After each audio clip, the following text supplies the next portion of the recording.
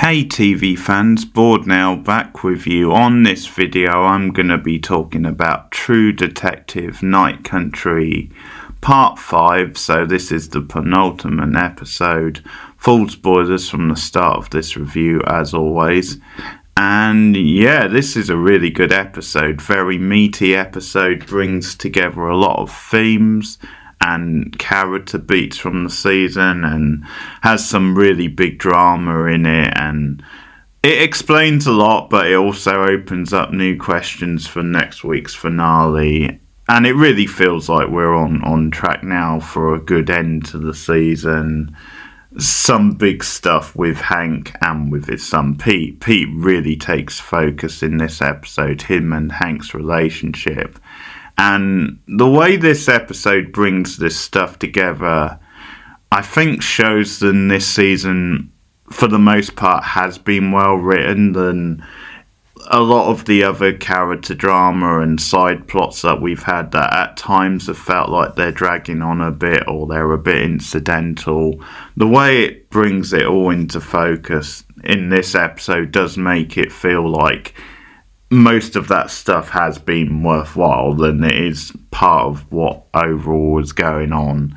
And I think it is good writing. I think it does pay stuff off, and this is Pete's best episode. Like, he's always been a solid supporting character, but he's always felt like he's a little bit on the fringes of the drama, but this makes him really important to the drama, and I think the actor is doing a great job in the episode as well. But just the scenes with him and his father, him with Liz, and how he's torn between the two.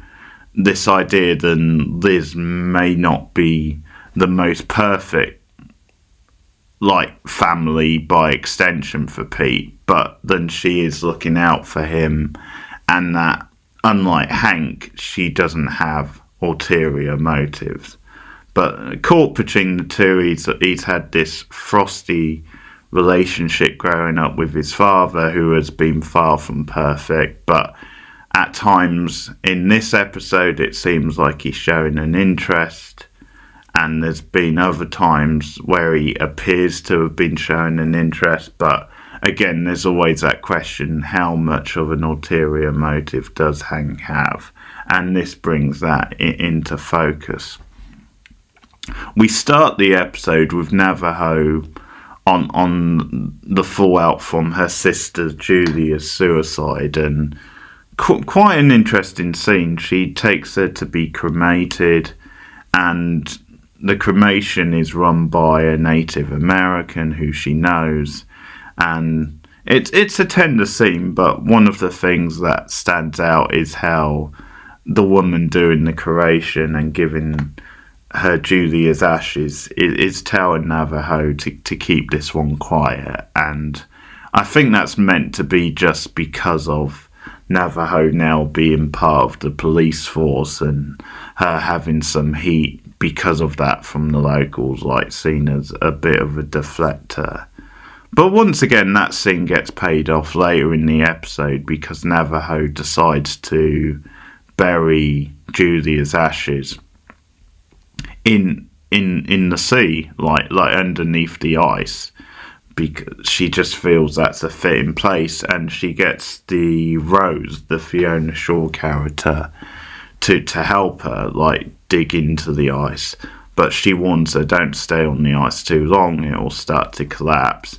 And that's a drama in that scene because once again Navajo is in a very vulnerable state of mind where she continues to be haunted by the ghost of Annie, continues to be haunted by things from her past, and she gets caught up in the moment. She has a memory, and she nearly drowns herself. Rose has to come back and help her, but that's a payoff partly to the scene from earlier before. And a lot of the big drama in the episode, it ties nicely to the Lyra stuff and her continuing desire to explore her roots and be very proactive in the protests that's going on locally, but also with the investigation trying to be shut down by higher up. That's something which is a big part of the episode, and the two plots connect to each other really nicely. So Liz questions Otis, having brought him in, and he's still in a very trippy state of mind. This actor looks a lot like Willem Dafoe, by the way. And she starts questioning him, and he's having vague memories, like he doesn't exactly remember everything William told him. And it turns out he's still been affected by his injuries from years ago, his experience where he got caught in a blizzard, and that's like 30 years ago, but he's still feeling the side effects, which maybe implies either some kind of trauma from it, or just there's maybe something supernatural going on. By the end of this episode, I'm not quite sure how much of this is supernatural, just because in this episode it seems like a lot of it is psychological, and that it's almost just literally ghosts from the past, like haunting characters. But anyway, what Liz gets out of Otis is a little vague, but he does tell him that Raymond disappeared into the night country and that he warned Otis to stay away because she's out there. Now, is he talking about Annie, like the ghost of Annie? Because we do keep seeing her in this episode. She appears to Navarro at one point. Or is she someone else? Is she like a person who's still alive? It's possible. So the ultimate goal in this one is they know that Otis knows the route to the caves, where Annie is probably going to be, or where the answers to the case is, and so that they want him to show them. So they keep him, and Otis, being a druggie, he asks for some drugs in exchange, and at first Liz is like, no, I'm not giving you the drugs. But later on in the episode, when it comes to playing ball, which again goes to the character of Liz, then she probably will do stuff off the books or outside of the system to actually get results. Like, once he shows her where to go on the map, like pinpoints it, she does actually give him some drugs to go along with that, and a promise then, like, if you don't tell me, you're going back to prison, basically. But as I said, all this ties into the protests as well, and the stuff with Lear, because she continues a protest.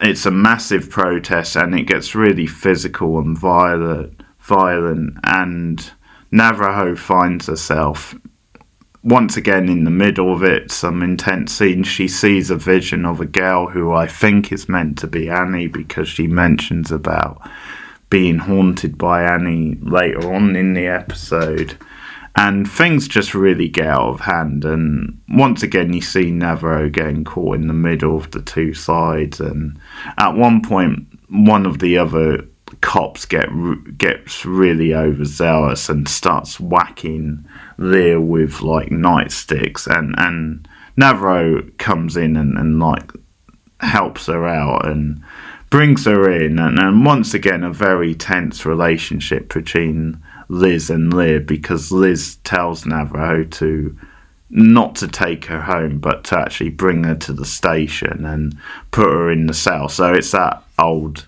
chestnut of, if you're going to keep misbehaving, you can spend a night in the cells, you can learn your lesson. And there's some good stuff with Lear in this episode, like the way she talks to Pete at one point. She like tells him not to get too close to Liz. She has that line about almost like the people who Liz loves, she treats the worst.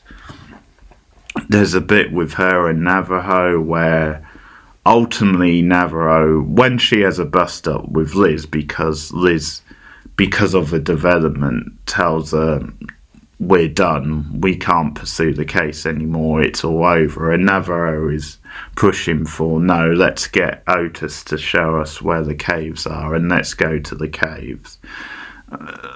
So they have another like fallout because of that, and almost despite her a bit, Navarro gets Leah out of jail for the night. She gets a release to like despite Liz almost, but there's some good stuff with her and Leah as well, and some dialogues between the two about what's going on locally and how I guess some people feel like let down, because Leah is quite blunt with Navarro in places where she says like, whose side are you on?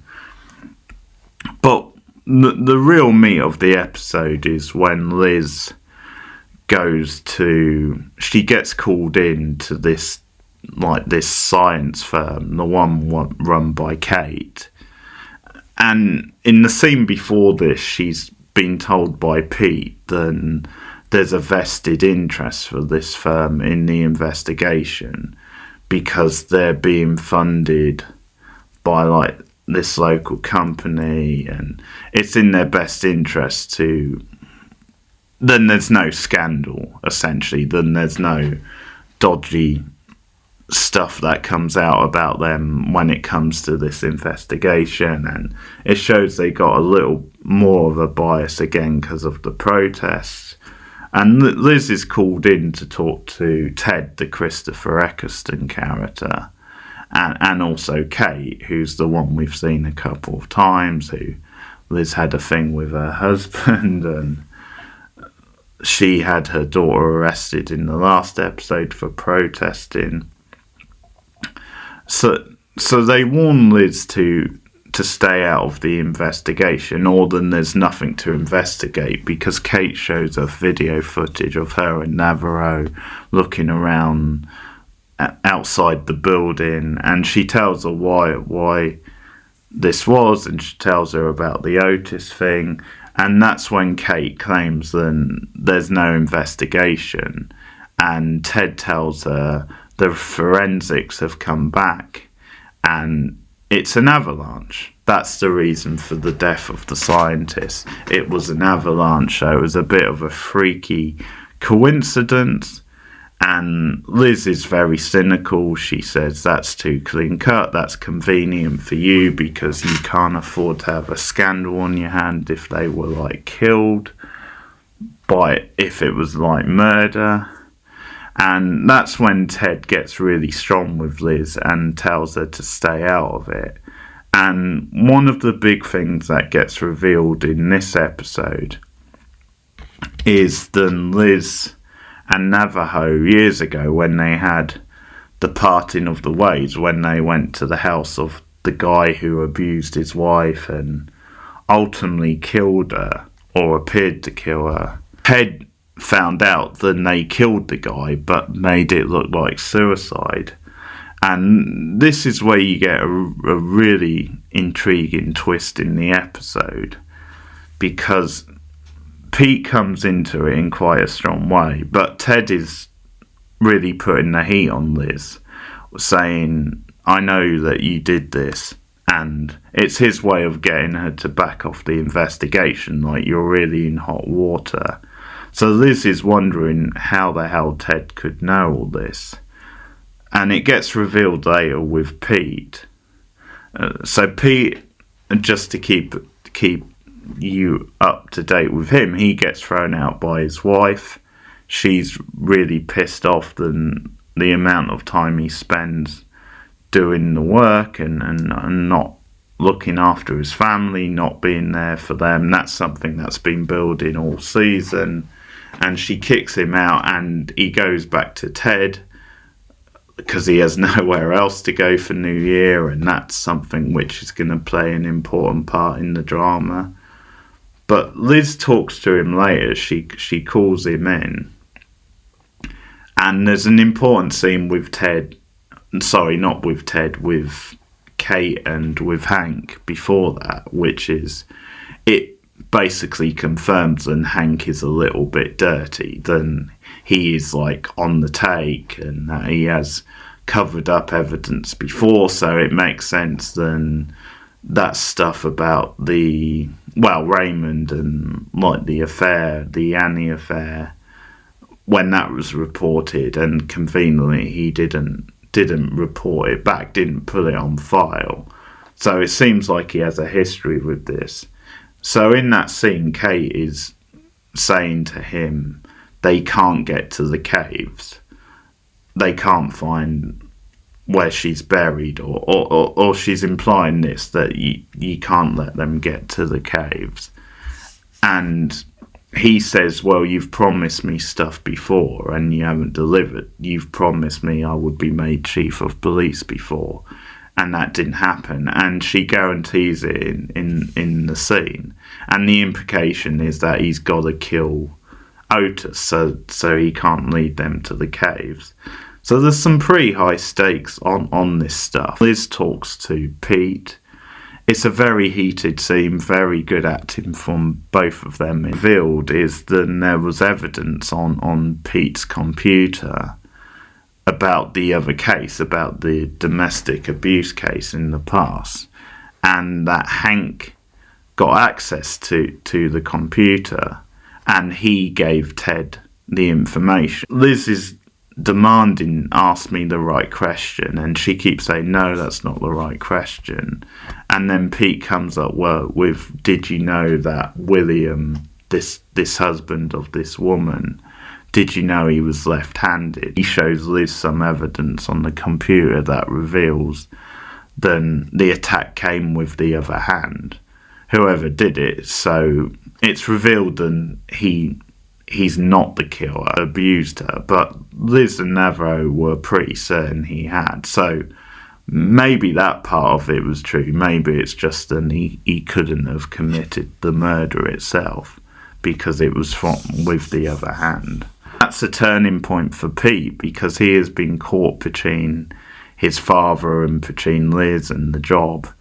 Up to this point, Liz offers him the key to her place, and she's like, I know you're pissed at me. We don't have to see each other. We can avoid each other, but here's the key to the place. Just don't be fooled by Hank. He's no good. And I think we know at this point that Liz is right, that Hank is no good. And Liz may be far from ideal and a flawed character, but she's also a very honest character. And she does at least care about Pete in a way that Hank doesn't really. Good setup for the end scene, because for the end scene to play out, well, you don't need Pete there, but it's a turn that Pete is there, and he's the one who ultimately kills his father. And that scene works so well because he has to make a decision. He has to make a dramatic choice.